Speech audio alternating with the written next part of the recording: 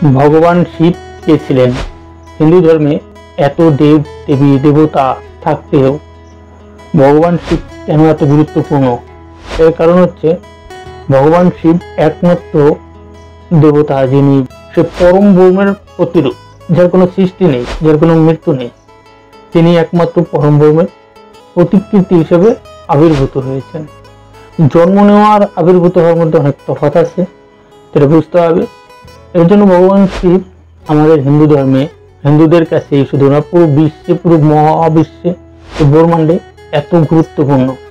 আর একটা বিষয় হচ্ছে সমস্ত কলা, সমস্ত গুণ, যেমন আমরা 16 কলা বলি, 64 কলা বলি, তো এই সমস্ত কলা যার ভিতর থাকে তিনি তো ভগবান।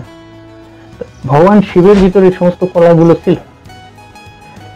তদুপরি যেটা বাস্তবতা সেটা হচ্ছে যে ভগবান মানুষের জন্য বা তার সৃষ্টির জন্য 3টে গুণ তৈরি করেন, যেটা আমরা জানি: সত্যগুণ, রজগুণ, তমগুণ। এবং বিষ্ণুদেব তিনি সত্যগুণে আছেন, ব্রহ্মা সত্য রজ মিলিয়ে আছেন। তমগুণ কে নেবে? তমগুণ তো কেউ নিচ্ছে না, কিন্তু তাকে তো নিতে হবে, তাকে তো কন্ট্রোলে রাখতে হবে। তাও ভগবানের সৃষ্টি, কারণ তার সৃষ্টি জীব একসময় এই গুণান্বিত হবেন। এর জন্য ভগবান শিবের আবির্ভাব হওয়া, যিনি সমস্ত গুণ নিজের মধ্যে নিয়েছেন। তিনি যেমন সাত্ত্বিক, তেমন রজগুণধারী, তেমন তমগুণধারী। এই জন্য দেখবেন যে ভগবান শিবের যত অবতার আছে তাদের কিছু কিছু কর্মকাণ্ড, তাদের কিছু কিছু কাজ যা খুবই ভয়ঙ্কর হয়। যেমন অশ্বত্থামা ভগবান শিবের এক অবতার, তিনি চিরঞ্জীবীদের একজন। তিনি 16 কলায় পূর্ণ ছিলেন, একমাত্র চক্র ছাড়া সমস্ত অস্ত্র যার নিয়ন্ত্রণে ছিল। সেই মহাভারতের মহাযুদ্ধ শেষে পাণ্ডব বংশই শেষ করে দিল, পঞ্চপাণ্ডবের সন্তানকে শেষ করে দিল। একদিনের মাত্র সেনাপতি হয়ে সমস্ত যুদ্ধ শেষ করে দেওয়ার মতো ক্ষমতা রাখতেন যে অশ্বত্থামা। এবং দুর্যোধন মৃত্যুর সময় যেটা বলেছেন যে আমার 3 ভুলের একটা ভুল অশ্বত্থামাকে সেনাপতি না করা। যদি আমি অশ্বত্থামাকে সেনাপতি করতাম তাহলে যুদ্ধ এতদিন চলতেও না, আর আমার হার হতো না। তো সেই অশ্বত্থামা এত বড় যোদ্ধা, তিনি এই কাজটা তমগুণের অংশী হয়ে করলেন, এবং এটা করা দরকার ছিল। এটা না করলে পুরু বংশ হয়তো ধ্বংস হয়েছিল, পাণ্ডু বংশ। তাহলে সে মহাভারত কিভাবে হতো?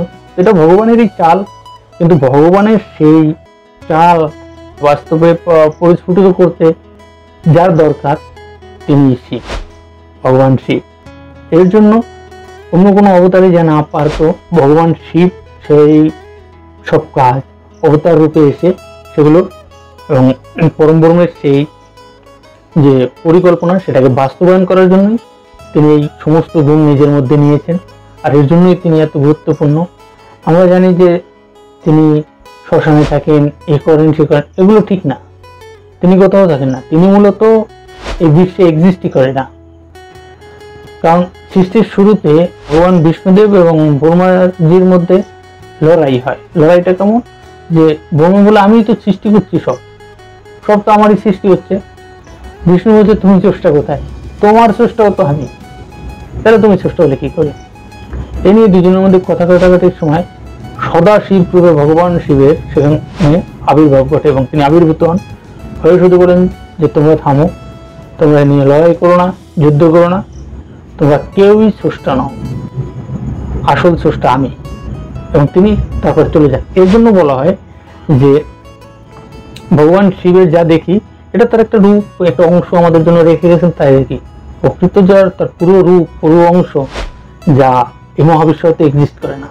তিনি অন্য কোনো মহাবিশ্বে বসে আছেন, অন্য কোনো জায়গায় বসে আছেন, কারণ তিনি আমাদের শুধু নয়, এরকম আর কত মহাবিশ্বের স্রষ্টা সেটা আমাদের জ্ঞানের বাইরে।